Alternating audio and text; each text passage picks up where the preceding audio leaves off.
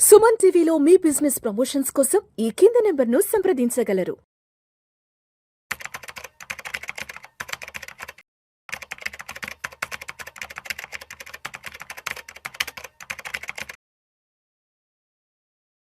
నమస్తే, welcome to Vishnu talks. నేను విష్ణు. ప్రస్తుతం నాతో పాటు stock market analyst SG Harsha ఉన్నారు. వారితో మాట్లాడదాం. హర్ష, నమస్తే Harsha. Thank you. Welcome to Vishnu talks. Thank you. Yes. So Harsha, ఇవాళ మార్కెట్ క్లోజింగ్ ఎక్కడో చూద్దాము. 18th November Tuesday. నిఫ్టీ విషయానికి వస్తే 103 పాయింట్ల నష్టంతో 25,910 వద్ద క్లోజ్ అయింది. సెన్సెక్స్ విషయానికి వస్తే 277 పాయింట్ల నష్టంతో 84,673 వద్ద క్లోజ్ అయింది. సో మార్కెట్లలో సిచ్యువేషన్ ఎలా ఉంది అంటే, ఒకరోజు లాభాలు, ఒకరోజు నష్టాలు. మార్కెట్లు దోబూచులాడుతున్నాయి లాభ నష్టాలతో. ఓవరాల్గా చూస్తే ఇన్వెస్టర్లంతా అయోమయంలో ఉన్నారు. అంటే మార్కెట్ మూమెంట్ అర్థం కావట్లా. ఏ రోజు పాజిటివ్ ఉంటుందో, ఏ రోజు నెగిటివ్ ఉంటుంది, అసలు ఎటువంటి రీజన్స్ దీనికి దోహదపడుతున్నాయన్న సందిగ్ధంలో ఇన్వెస్టర్లు ఉంటున్నారు. కాబట్టి ప్రత్యేకించి ఇవాళ మార్కెట్ ఫాల్ గురించి ఏం చెప్తారు, అండ్ ఎటువంటి మేజర్ రీజన్స్ ఇవాళ మార్కెట్ని ఇంపాక్ట్ చేసాయి అసలు? సో ఈ రోజు సెషన్ ముందు కంటిన్యూస్గా 7 సెషన్స్ మార్కెట్ మనకి పాజిటివ్ రిటర్న్స్ ఇచ్చారు.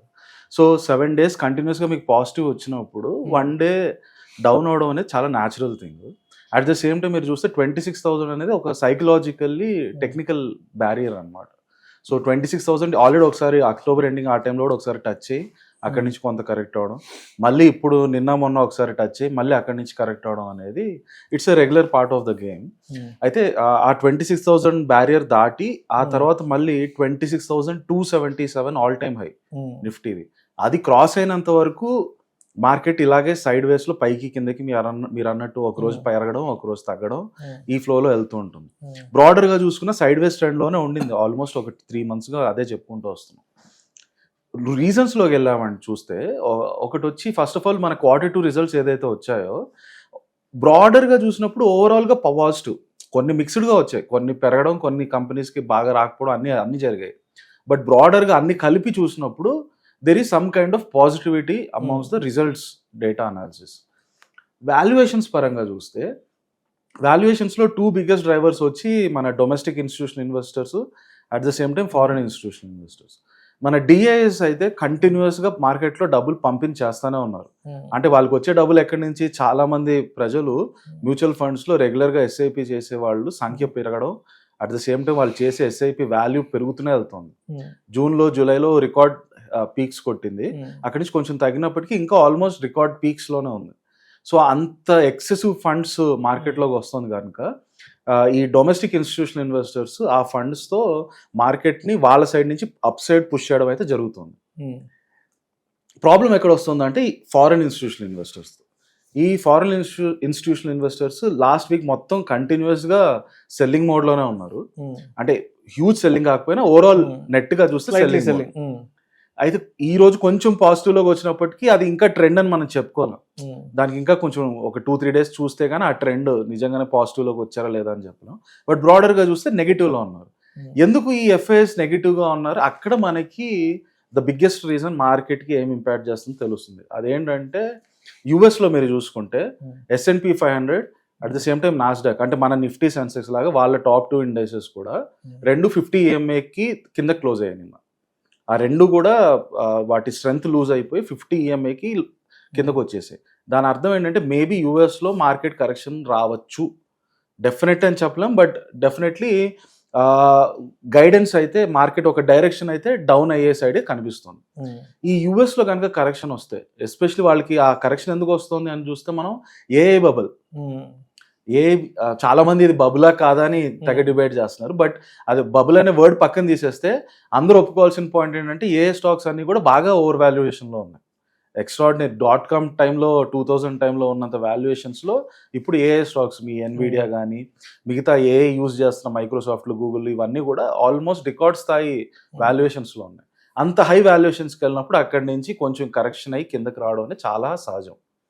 సో యూఎస్ ఒకవేళ కరెక్ట్ అయితే దాని ప్రభావం ఇండియా మీద కూడా ఉంటుంది కొంతవరకు. ఎందుకంటే మన దగ్గర ఎవరెవరైతే ఫారిన్ ఇన్స్టిట్యూషనల్ ఇన్వెస్టర్స్ ఉంటారో వాళ్ళకి యుఎస్ఏ ఒకవేళ సంక్షోభంలోకి వెళ్తే ప్రపంచం మొత్తం సంక్షోభంలాగా కనిపిస్తుంది. అందుకని ఈక్విటీస్లో ఎక్కడెక్కడ స్టాక్ మార్కెట్లో ఉన్న డబ్బులన్నీ తీసేసి గోల్డ్, సిల్వర్, బాండ్స్ దాంట్లోకి వెళ్తారు. అదొక న్యాచురల్గా రెగ్యులర్గా మనకి త్రూ అవుట్ హిస్టరీ ప్రతి సైకిల్ ఎప్పుడైనా కరెక్షన్ అయినా దాన్ని మనం ఎవాల్యుయేట్ చేస్తే ప్రతి చోట్ల మనకి కనిపించేది ఇదే ప్యాటర్న్. సో ఆ ఎఫ్ఐఎస్ తగ్గిపోతున్నారు. అది మరి రాబోయే రోజుల్లో ఎలా ఉంటుంది అనేది కంప్లీట్గా డిపెండ్ అయి ఉండేది యుఎస్ మార్కెట్ ఎలా పర్ఫామ్ చేస్తుంది. ఆల్రెడీ 50 EMAకి అయితే కిందకు వచ్చేసింది.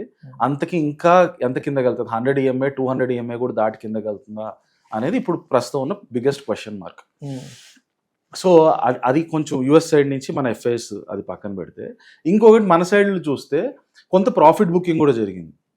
మీకు రెగ్యులర్గా ఈ లాస్ట్ 1 to 1.5 months ఎప్పుడైతే రిజల్ట్స్ అనౌన్స్ చేయడం మొదలు పెట్టారో ఫైనాన్షియల్స్ ఒకవైపు చాలా బాగా పర్ఫామ్ చేస్తూ వచ్చాయి. At the same time broader ఎకానమీలో మిగతా స్టాక్స్ కూడా ఏవేవైతే బాగా పర్ఫామ్ చేశాయో వాటిలో కొంత ప్రాఫిట్ బుకింగ్ అనేది మనం నిన్న ఈరోజు చూస్తున్నాం. ఆ ప్రాఫిట్ బుకింగ్ రావడానికి కారణం కూడా ఒకటి వచ్చి 26,000 సైకలాజికల్ లెవెల్. 26,000 లాంటి లెవెల్స్ టచ్ అయినప్పుడు, especially that being all time high, 26,277 all time high. So almost దాని క్లోజ్ టచ్ అయినప్పుడు అక్కడి నుంచి కొంత సప్లై అనేది డెఫినెట్గా ఉంటుంది. అందులో మన ఇండియన్ మార్కెట్స్ లాస్ట్ 1 yearగా అసలు ఎలాంటి పర్ఫార్మెన్స్ చేయలేదు, ఫ్లాట్గా ఉండింది కనుక. సో చాలా స్టాక్స్ అక్కడ ఉంటాయి కాబట్టి ఆ సప్లై ఒకటి వస్తుంది. ఇంకొకటి మనకి ఎక్స్పైరీ డే ఈరోజు అవ్వడం, F&O ఎక్స్పైరీ డే అవ్వడం వల్ల దానివల్ల కూడా కొంత ప్రభావం అయితే ఉంటుంది. బట్ ఓవరాల్గా చూస్తే it's not a huge correction. 7 sessions కంటిన్యూస్గా పెరిగినప్పుడు 1 day ఇలా కొంచెం కరెక్షన్ అవ్వడం అనేది చాలా natural thing, nothing to worry about. At the same time long టర్మ్లో చూస్తే మార్కెట్ ఇంకా సైడ్ వేస్లోనే ఉంది. మార్కెట్ కొత్త అప్ ట్రెండ్లోకి అయితే వెళ్ళలేదు.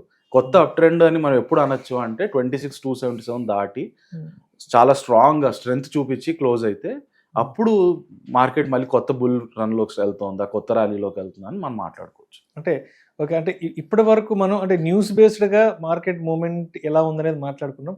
అంటే టెక్నికల్గా చార్ట్స్ పరంగా ఎలా ఉంది అసలు? సో ఇంకా ఈఎంఐ పైన ఉందండి మార్కెట్. ఈరోజు కరెక్షన్ అయినప్పటికీ 20 EMA పైన ఉంది మార్కెట్. 20 EMA కిందకు వస్తే మళ్ళీ ఏమైనా కొత్త చేంజెస్ ఏమైనా వచ్చాయని మనం వరీ అవ్వాలి. But at the same time 26,277 ఏదైతే సైకలాజికల్ లెవెల్ ఉందో అది మీకు సెప్టెంబర్ 2024లో ఫస్ట్ టైం టచ్ అయింది కదా. అక్కడి నుంచి ఇప్పటి వరకు మళ్ళీ ఆ లెవెల్ టచ్ కాలేదు.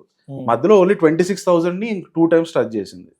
26,000 మీద ఫస్ట్ డెసిసివ్గా క్లోజ్ అవ్వాలి, right? At the same time EMI కూడా పెరుగుతూ 26,000 పైకి వచ్చేస్తే అప్పుడు ఓకే మార్కెట్ ఇప్పుడు మళ్ళీ కిందకి వెళ్ళడానికి పెద్ద ఆస్కారం లేకపోవచ్చు అని మనం కొంత కాన్ఫిడెన్స్ తెచ్చుకొని 26,277 ఎప్పుడు క్రాస్ అవుతుందని వెయిట్ చేయొచ్చు. అదర్వైజ్ టెక్నికల్ పరంగా మార్కెట్ స్టిల్ సైడ్ వేస్ ట్రెండ్ లో ఉంది. చూస్తే ఒక రకమైన వెడ్జ్ ప్యాటర్న్ ఫామ్ అవుతుంది. పీక్స్ అన్ని మీరు హారిజాంటల్ గా డ్రా చేసుకుంటే కింద నుంచి కింద హైయర్ లోస్ అన్ని టచ్ చేసుకుంటే మీకు ఒక వెడ్జ్ షేప్ లో మార్కెట్ టెక్నికల్ అనాలిసిస్ గా ఫామ్ అవుతుంది. ఆ వెడ్జ్ బ్రేక్అవుట్ అవడం ఎప్పుడు అవుతుందంటే 26,277 క్రాస్ అయినప్పుడు. రైట్. సో మరి నెక్స్ట్ 3 to 4 daysకి మార్కెట్ని ఏ విధంగా ఎక్స్పెక్ట్ చేయొచ్చు అంటారు? అంటే ఇప్పటి వరకు ఉన్న న్యూస్ బేస్డ్ సినారియోని దృష్టిలో ఉంచుకొని. సో మనం ఫస్ట్ ఆఫ్ ఆల్ సెక్టర్స్ పరంగా చూసుకుంటే మనకి ఏ సెక్టర్స్ పర్ఫామ్ అవుతున్నాయి లాస్ట్ 3 weeksలో మనం రెగ్యులర్గా చేస్తున్న డిస్కషన్లో ఫస్ట్ వస్తున్న సెక్టర్ PSU బ్యాంక్స్. ఈ రోజు చూసినా కూడా మొత్తం మార్కెట్ పడిన నిఫ్టీ ప్రైవేట్ బ్యాంక్స్, మన నిఫ్టీ బ్యాంకింగ్ ఇండెక్స్ మాత్రం బాగానే పాజిటివ్లో వచ్చింది. So PSU banks under valuation నుంచి వాటి వాల్యుయేషన్ ఫేర్ వాల్యుయేషన్ వచ్చేంత వరకు ఇంకా వాటిలో ఆ మొమెంటం అనేది కంటిన్యూ అవుతుంది. అట్ ద సేమ్ టైం చాలా వరకు PSU బ్యాంక్స్ బ్రేక్అవుట్స్ కూడా ఇస్తున్నాయి. So which is a very good indicator that PSU banks ఇంకా మంచి స్ట్రెంత్లో ఉన్నాయి. సో ఒకవైపు మార్కెట్ కంటిన్యూస్గా అప్ సైడ్ పుష్ చేస్తుంది మన ఫైనాన్షియల్స్, రైట్?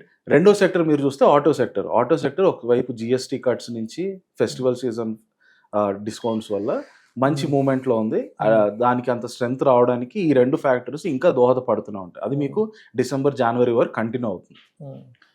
మూడోది మనం లాస్ట్ వీక్ చూసినప్పుడు ఫార్మా సెక్టర్ వచ్చింది. ఫార్మా సెక్టర్ ఏంటంటే అది ఫండమెంటల్ ఒక డిఫెన్సివ్ సెక్టర్. డిఫెన్సివ్ సెక్టర్ అంటే అర్థం ఏంటంటే మార్కెట్లో మిగతా ఏ సెక్టర్స్ పర్ఫామ్ చేయనప్పుడు ఆ టైంలో ఈ సెక్టర్ ఖచ్చితంగా పర్ఫామ్ చేస్తుంది. ఎందుకు ఇంకో డిఫెన్సివ్ సెక్టర్ వచ్చి FMCG.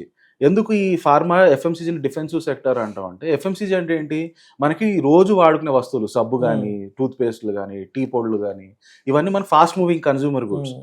ఫాస్ట్గా కన్జ్యూమ్ చేసుకుని మళ్ళీ కొత్త తీసుకుంటూనే ఉంటాం కాబట్టి, మార్కెట్ ఎకానమీ పైకి వెళ్ళి కిందకు వచ్చినా కూడా మనకి డైలీ బ్రష్ చేస్తాం, డైలీ స్నానం చేస్తాం కాబట్టి ఈ ఎఫ్ఎంసీజీ అనేది ఎప్పుడు ఒక స్లో ప్లేస్లో పోతూనే ఉంటుంది.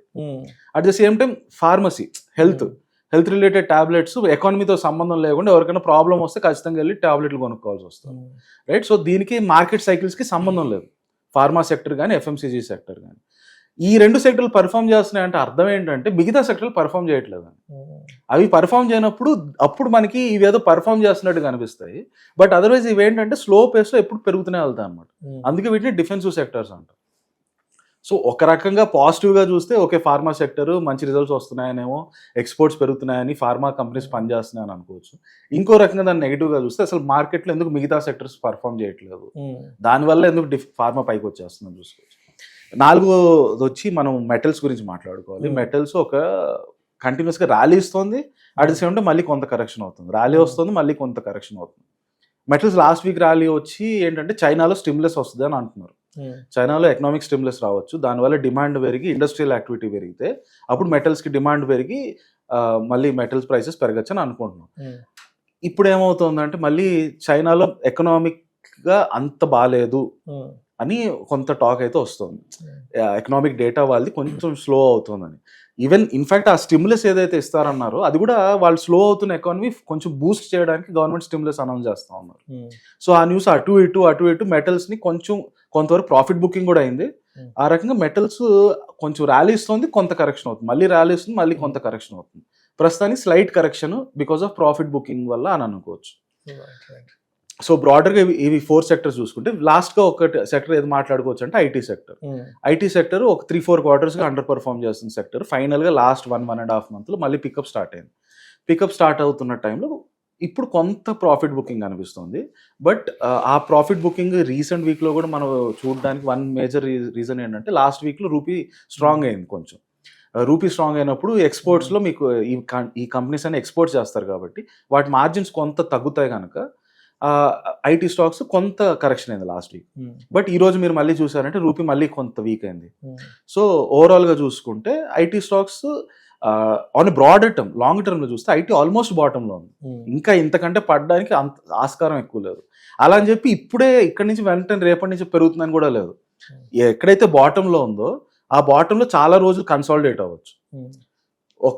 ఈ బాటమ్ మొత్తం కన్సాలిడేషన్ అయ్యాక ఆ తర్వాత మళ్ళీ ఆ కన్సాలిడేషన్ నుంచి పైకి రావడం మొదలవుతుంది కదా, అప్పుడు మీరు ఐటీలో ఎంటర్ అవ్వచ్చు. అప్పటి వరకు ఆబ్వియస్గా ఐటీ కూడా మీరు అబ్జర్వేషన్లో ఉంచుకోవాలి. సో మరి రేపటి మార్కెట్ ఓపెనింగ్ ఎలా ఎక్స్పెక్ట్ చేయొచ్చు?